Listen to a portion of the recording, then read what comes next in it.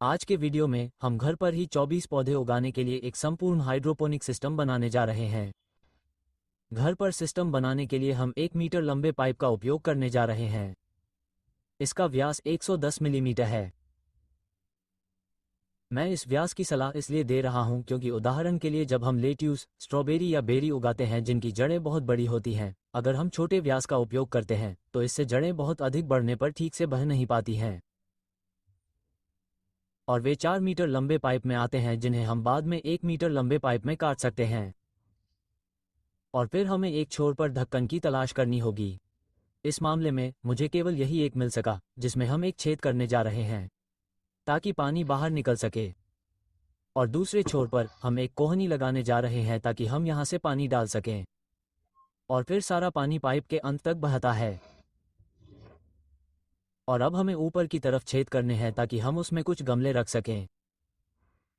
इनका इस्तेमाल आमतौर पर हाइड्रोपोनिक्स में किया जाता है।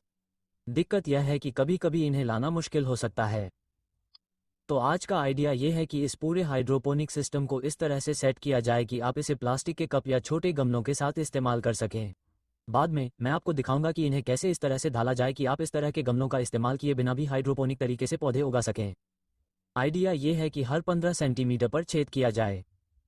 इस केस में पहले वाले में हम 1 उंगली की चौड़ाई छोड़ेंगे और मैं इस तरह की बाती का इस्तेमाल करूंगा।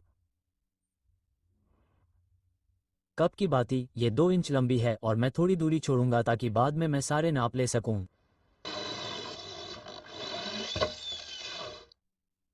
और बाती के अंदर हम ट्यूब का वह हिस्सा रखेंगे जिसे हम बाहर निकालेंगे और फिर पूरी ट्यूब में छेद करते रहेंगे। ये सुनिश्चित करने के लिए कि सभी छेद सीधे हैं, मैं कुछ स्ट्रिंग और टेप का इस्तेमाल करूंगा।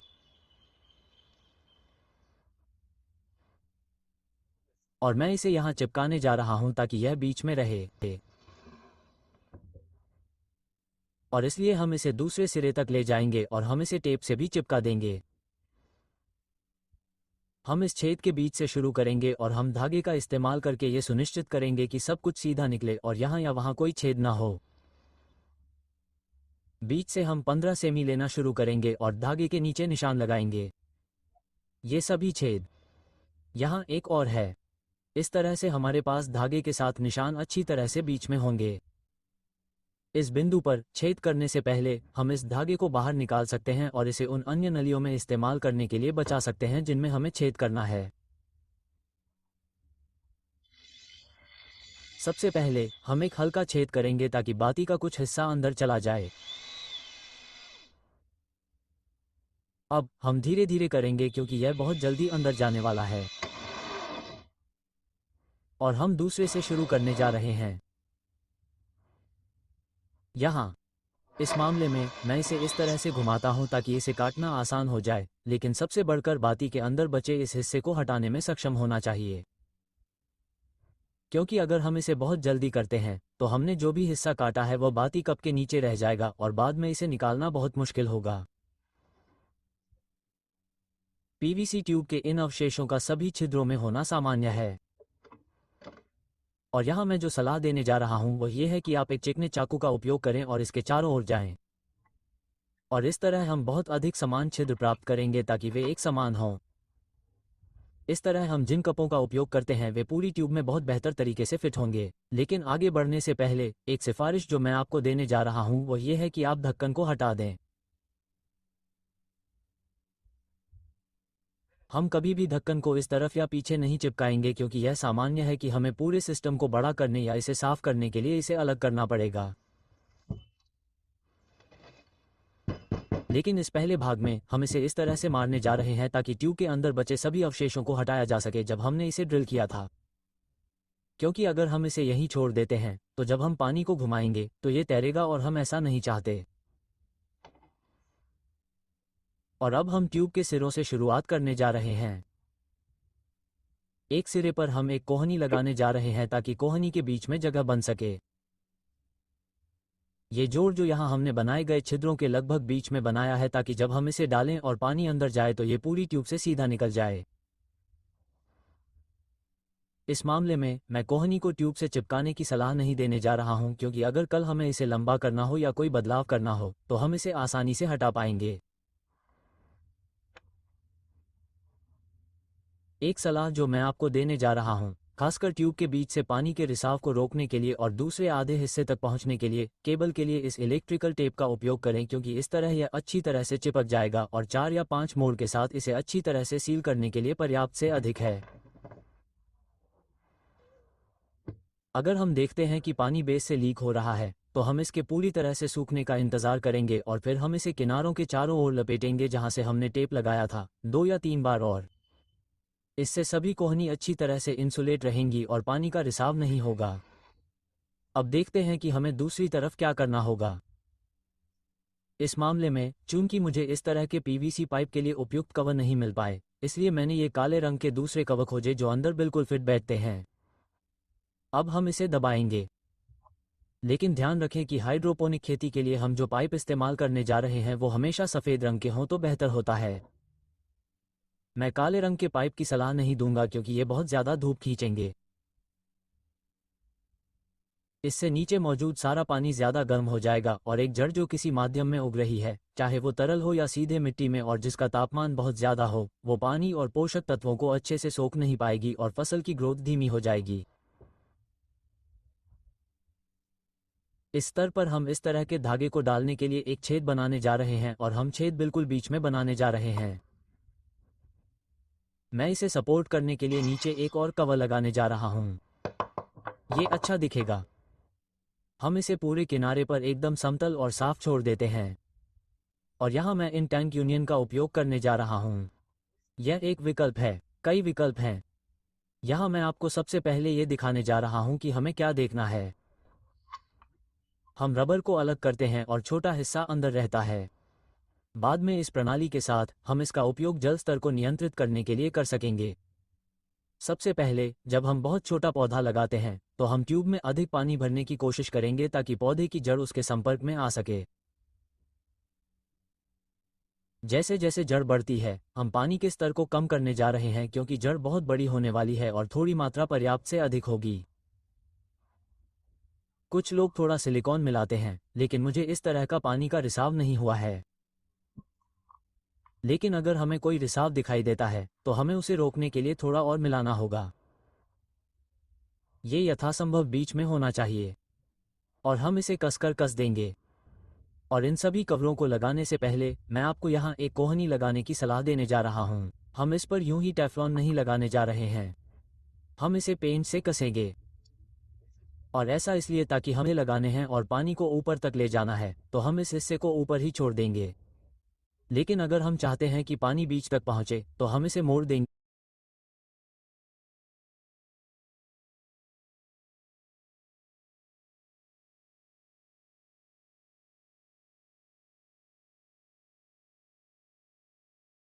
और पानी लगभग इस हिस्से तक पहुंचेगा। और अगर हम इसे नीचे कर रहे हैं तो भी हम ऐसा ही करेंगे। इससे हम पौधे की उम्र के हिसाब से लेवल को नियंत्रित करेंगे। एक सामान्य नियम के तौर पर पौधा जितना छोटा होगा हमें नली में उतना ही ज़्यादा पानी डालना होगा ताकि जड़ों तक सीधे छेद से पानी पहुंच सके। और एक बार जब हमारे पास ये रेगुलेटर आ जाएं तो हम इन्हें ऊपर की तरफ रखने की कोशिश करेंगे। अगर हमने जो कोहनी लगाई है वह ऊपर की तरफ है तो ये छेद भी ऊपर की तरफ होना चाहिए, क्योंकि यहाँ हम यह नियंत्रित करेंगे कि नली के अंदर पानी कम या ज़्यादा करने के लिए हम इसे किस तरफ ले जाएंगे। और अब हमें एक और दूसरी तरफ से कसना शुरू करना है जब तक कि ढक्कन सफ़ेद ट्यूब के साथ अच्छे से संपर्क में न आ जाए।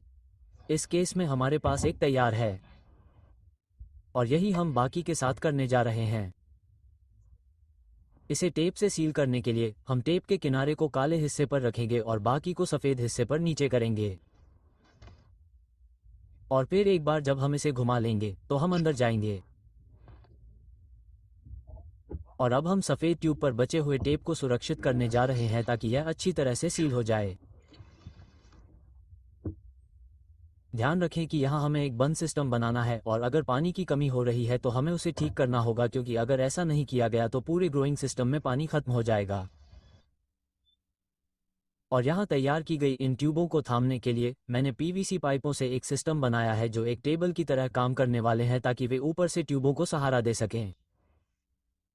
हमारे पास 8 कोहनी ऊंची हैं। इस केस के लिए मैं इसे लगभग 80 सेमी ऊंचा बना रहा हूं ताकि मैं इसे अच्छे से संभाल सकूं। और फिर चौड़ाई के लिए, जहां सभी नलियों को सहारा दिया जाएगा, मैंने इसे लगभग 1 मीटर लंबा बनाया है। और इस तरह हम चारों नलियों को लगाने जा रहे हैं। हम दोनों तरफ क्षैतिज ढलान नहीं बनाने जा रहे हैं क्योंकि हमारा विचार है कि नलियों का आधा हिस्सा हमेशा पानी से भरा रहे। विचार यह है कि उन्हें अलग अलग रखने की कोशिश करें। हम ये सुनिश्चित करने जा रहे हैं कि छिद्र ऊपर की ओर हों।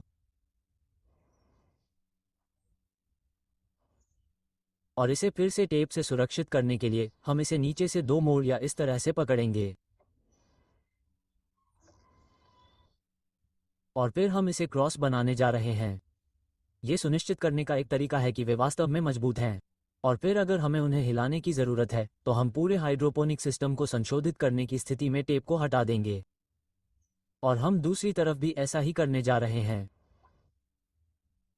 पहले टेप से 2 या 3 मोड़ और फिर दूसरी तरफ। एक छोर से दूसरे छोर तक इसे क्रॉस बनाने से यह सुनिश्चित हो जाता है कि यह हिलेगा नहीं, ये वास्तव में मजबूत है। सबसे ज़रूरी बात यह है कि सभी छेद ऊपर की ओर हों, ताकि जब हम सारे कप रखें और पानी जो वहां से अंदर आने वाला है वह सब इस हिस्से से होकर आए और यहां से होकर उस जलाशय में गिरे जहां हम पूरा पंप लगाने जा रहे हैं। हम इस पर टेफ्लॉन के कुछ चक्कर लगाने जा रहे हैं क्योंकि हम इस सिरे पर एक कोहनी लगाने जा रहे हैं और हम इसे नीचे की ओर रखने जा रहे हैं। यहाँ मैं इनमें से एक टोंटी को जोड़ने जा रहा हूं ताकि मैं फिर इसमें एक नली जोड़ सकूं और पानी को दूसरी तरफ भेज सकूं। टेफ्लॉन का एक और टुकड़ा और हम इसे यहाँ नीचे पेंच करके गिरने वाले पानी को इकट्ठा करने जा रहे हैं। एक और ट्यूब जिसे हम ऊपर से पूरा छेद करेंगे। हम इसे यहाँ एक नली जोड़ने के लिए छोड़ देंगे और इसे टेप के साथ ट्यूब के अंदर गिरने देंगे। हम इसे इस तरह लपेटेंगे और हम एक क्रॉस भी बनाने जा रहे हैं ताकि यह अच्छी तरह से सुरक्षित रहे और जब हम इसे इस ट्यूब में इकट्ठा करें तो पानी का पूरा भार सह सके। अब हम इस आउटलेट को इस ट्यूब के इनलेट से जोड़ने के लिए कुछ होस जोड़ने जा रहे हैं जो कि चारों टोंटियों से पानी इकट्ठा करने वाला है। इसे टोंटी से जोड़ने के लिए मैं इसे थोड़ी देर के लिए गर्म पानी में छोड़ने जा रहा हूं ताकि ऐसा करना आसान हो जाए। और जब ये गर्म होता है तो इसे टोंटियों पर लगाना बहुत आसान होता है। और जब वे ठंडे हो जाते हैं तो वे वास्तव में टाइट हो जाएंगे और पानी नहीं खोएंगे। ये पानी इकट्ठा करने वाली ट्यूब के अंदर है ताकि वे यहाँ रहें। इस तरह हम सारा पानी इकट्ठा करने जा रहे हैं क्योंकि अब नली यहाँ से पानी की टंकी तक जाने वाली है। अब मैं आपको दिखाने जा रहा हूँ कि हमें किस पंप का उपयोग करना है, इसकी गणना कैसे करें।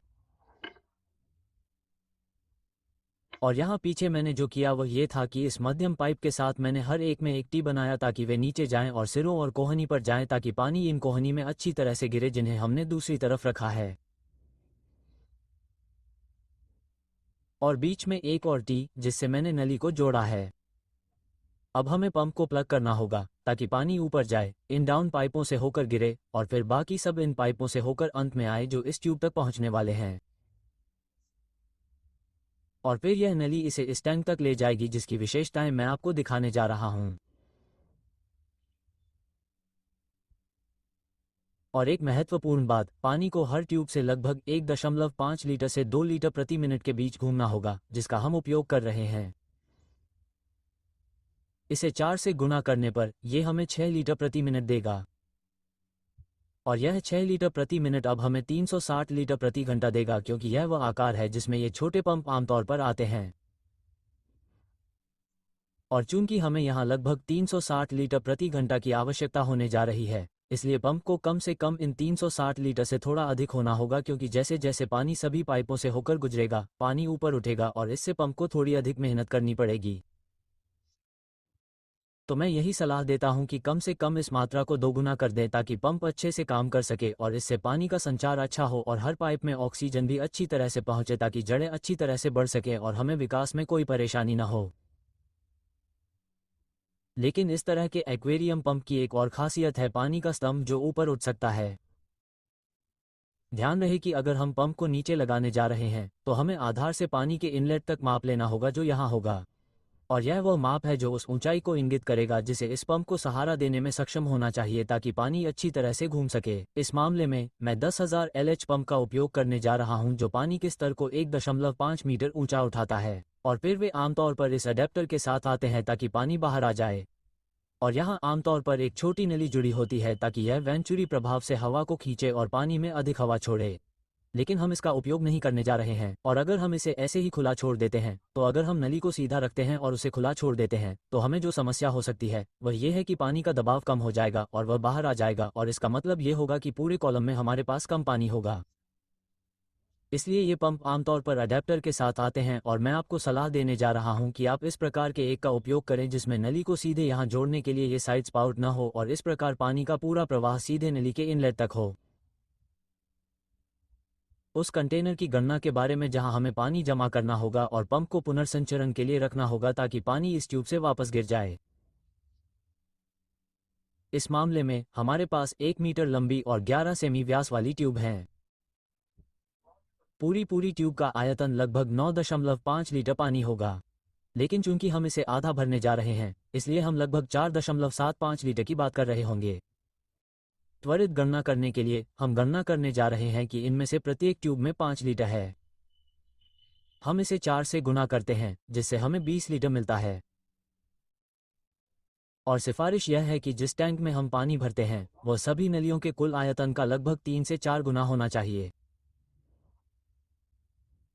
इस मामले में अगर हमारे पास 20 हैं तो कंटेनर के लिए कम से कम 60 लीटर का होना उचित होगा। ऐसा इसलिए है क्योंकि पानी वाष्पीकृत हो जाएगा। इसलिए हमें हर दिन पर्याप्त पानी भरने के लिए रिजर्व टैंक की आवश्यकता होगी ताकि पानी खत्म न हो। सबसे महत्वपूर्ण बात यह है कि पंप में कभी पानी खत्म न हो। इसे ठीक से भरने के लिए हम इसे थोड़ी देर के लिए गर्म पानी में रखने जा रहे हैं, मुख्य रूप से इसलिए ताकि यह नरम हो जाए और ठंडा होने पर सिकुड़ जाए। और जिस पंप का हम उपयोग करने जा रहे हैं वह अब मजबूती से जुड़ गया है। अब वे आमतौर पर सक्शन कप के साथ आते हैं जिन्हें हम इस तरह लगाने जा रहे हैं कि यह कंटेनर के निचले हिस्से में मजबूती से जुड़ा रहे। वे इस छोटी सी नोक के साथ आते हैं जो सबसे बड़े हिस्से तक जाती है, और फिर हम इसे किनारों पर ले जाते हैं। मैं इसे यहाँ पीछे छोड़ने जा रहा हूँ, और इन 2 बैगों के साथ जिसमें लहसुन आता है या आपके घर में मौजूद कोई जाली, मैं इनका इस्तेमाल डबल करता हूं ताकि यह बेहतर फिल्टर बन सके। हम इन्हें आखिर में बांध देते हैं, और हम इस डबल फिल्टर को यहां होज आउटलेट पर लगाने जा रहे हैं। ये रहा। हमें बस ये कनेक्शन बनाना है कि पानी इन सभी होजों से होकर बहने लगे जिन्हें हमने लगाया है, और चूंकि हमने इन्हें बीच में से नियंत्रित किया है तो ये जल्दी भर जाएंगे। किसी भी समय यह इस रिटर्न से गिरना शुरू हो जाना चाहिए, और इस तरह हम ये सुनिश्चित करेंगे कि सारा पानी सर्कुलेशन में आ जाए। हमेशा ध्यान रखें कि इसे 3 से 4 से और हो सके तो थोड़ा और गुना करें। पानी की बहुत बड़ी मात्रा के लिए ये बेहतर है। यह वहीं से गिरना शुरू हुआ था, और जैसा कि है हम पानी को 1 दिन के लिए सर्कुलेट होने देंगे ताकि ये देखा जा सके कि कोई लीक तो नहीं है जिसे हमें कवर करना है। और एक आगामी वीडियो में मैं आपको दिखाऊंगा कि खारा घोल कैसे तैयार किया जाता है, गमले कैसे बनाए जाते हैं और इस पूरी खेती के लिए पौधे कैसे लगाए जाते हैं। मैं आपको एक बड़ा नमस्कार भेजता हूँ।